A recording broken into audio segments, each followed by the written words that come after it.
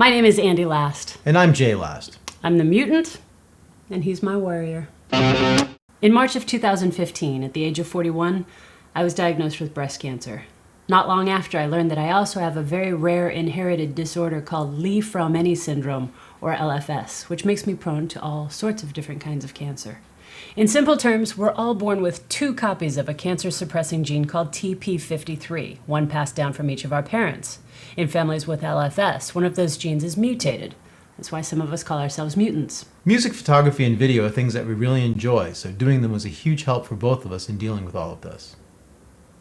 A few months after the worst of chemo was over, we drove to the desert to photograph Ricardo Breceda's giant metal sculptures in Borrego Springs, California. And the sand serpent really caught our imaginations. While photographing it, I said it'd be great to shoot you as a knight fighting it with your sword. I said really you should be fighting it because it reminds me of the monster that you've been dealing with.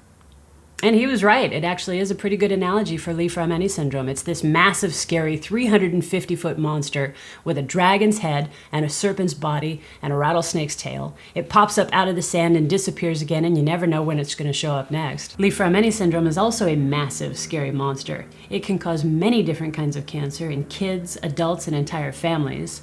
If you have LFS, you may get multiple types of cancer throughout your life, or even at one time. Since I'm not fighting LFS alone, we decided we'd fight the monster together in photos as well. And thus, the Mutant vs. Monster project was born.